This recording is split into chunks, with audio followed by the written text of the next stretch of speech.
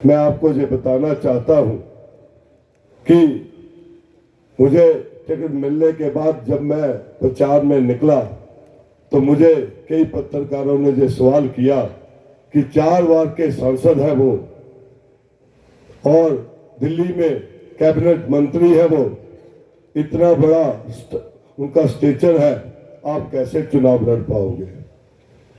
तो मैं एक ही बात बोलता था उनको कि चुनाव जब भी लड़ा जाता है वो कार्यकर्ताओं के दम पर लड़ा जाता है और जिस पार्टी का कार्यकर्ता जागरूक होकर आगे बढ़ता है उसका कैंडिडेट हमेशा जीतता है। तो मुझे आज एहसास हो रहा है जिस तरीके से आप बाहर निकले हैं, मुझे लगता है कि आप घर घर जाकर इसी तरीके से 5-7 दिन जो रह गए हैं मेरे लिए वोट मांगेंगे और मैं उम्मीद करता हूं कि इस दफा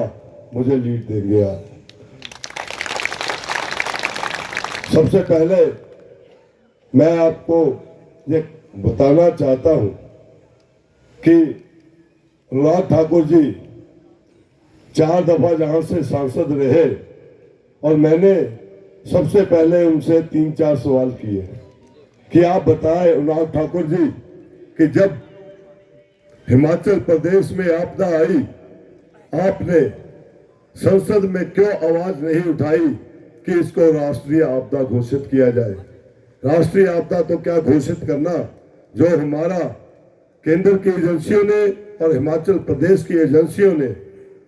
बैठकर ये तय किया था कि कितना नुकसान हिमाचल प्रदेश का हुआ, वो 11,000 करोड़ रुपए के आसपास था।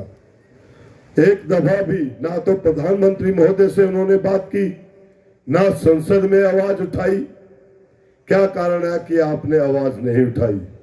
जब आपदा आई थी 500 से ज्यादा लोग बह गए और उनकी मृत्यु हो गई, पशु बह गए, मकान बह गए और ना तो प्रधानमंत्री महोदय आए ना अनुराग ठाकुर जी ने कोई मदद की। प्रदेश के छोटे छोटे बच्चे जो अपनी गुल्लक लेकर मुख्यमंत्री के पास पहुंचे, उन्होंने अपनी गुल्लकों से जो निकले पैसे वो भी दिए और भी प्रदेश के लोगों ने, बहुत सारे लोगों ने आपदा में मदद की मुख्यमंत्री जी की। जब मुख्यमंत्री जी ने देखा कि प्रदेश के सारे लोग इतनी मदद कर रहे हैं तो मुख्यमंत्री जी ने भी 51 लाख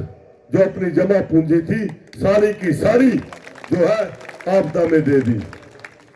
मैं ये कहना चाहता हूं, एक तरफ ऐसे व्यक्तित्व जो अपने प्रदेश के लिए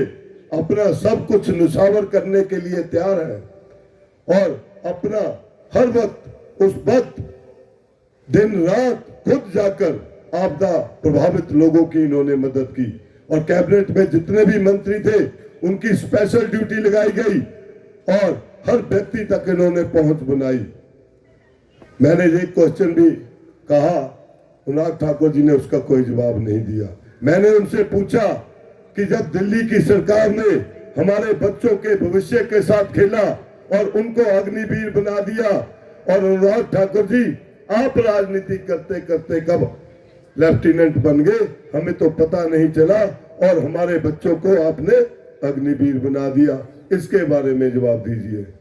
और इसके बाद मैंने उनसे पूछा कि हिमाचल के कर्मचारियों